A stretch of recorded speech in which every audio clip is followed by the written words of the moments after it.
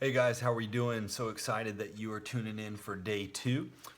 Right now, I'm filming this a couple days early because right now there is a hurricane in the forecast. So I'm praying that it swerves, but most importantly, I'm praying that you guys stay safe. What we're going to do is look at Second Chronicles chapter 20, verse 12. So if you have your Bible, go to Second Chronicles chapter 20, verse 12. But before we read it, I have a question for you. Have you ever been desperate? I mean, really desperate. Like maybe you've just been hit with a really bad piece of news or lots of bad pieces of news. I know 2020 is a year for many of us where we just get hit wave after wave after wave.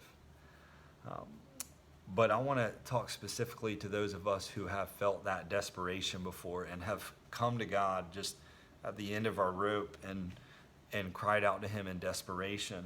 And there's this man in this verse. His name is Jehoshaphat in Second Chronicles chapter 20. And Jehoshaphat was a king, and he was responsible for his people. Everyone looked to him, but he had just received word that three armies were coming to destroy him and his country, and not just like take over their country, but like wipe them off the face of the earth. And Jehoshaphat, he's the one everybody looked to, and he had to have answers. But the problem was he didn't have the answers, and he was desperate. And I want you to see Jehoshaphat's prayer. And this is again out of Second Chronicles chapter 20, verse 12. I'm going to read, just focus on the second half of that verse. I want you to hear what Jehoshaphat does when he is desperate. It says this, "For we are powerless against this great horde that is coming against us." So pause right there. He's saying, God, we're powerless. There's this great horde. There's this three armies coming against us. God, we don't know what to do. Like, what am I going to do? Even if we fight, we've got no chance. God, we have nothing. And maybe you can relate to that. Maybe you've just been hit with something that you're thinking, I'm powerless over this. But I love this. He says, we are powerless against this great horde that is coming against us. We do not know what to do, but our eyes are on you. Let me say that again. We do not know what to do, but our eyes are on you. That's what Jehoshaphat is saying to the Lord. He's saying, God, I don't know what to do. I'm powerless. I've got nothing. We don't know what to do, but our eyes, they're on you, God. And that is so pivotal. See, even though there was three huge armies coming to destroy Jehoshaphat and his country and his family, and there were a ton of things to stress about, he refused to put his eyes on the situation. He refused to fix his eyes purely on the problem.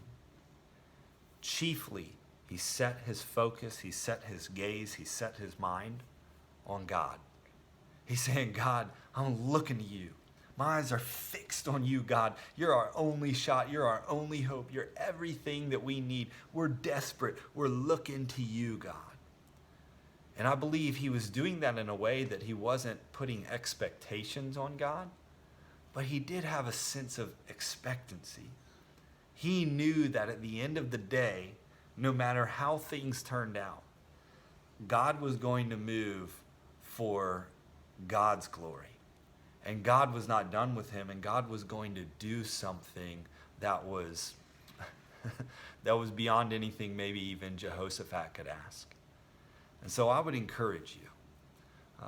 Maybe you're crying out to the Lord right now for something. Maybe you're desperate. Maybe you don't even know what to pray for. I would encourage you to fix your eyes on Jesus. Fix your eyes on the truth that he has died and went to the cross for you and paid for all of your sin, past, present, and future. And now he has made a way for you to be with him.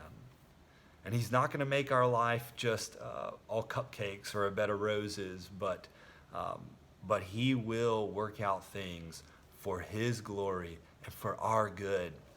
our key is to fix our eyes on Jesus. So I love you guys, praying for you. Go read 2 Chronicles chapter 20, specifically verse 12, and ask the Lord to speak to you. Let's continue to cry out to him together.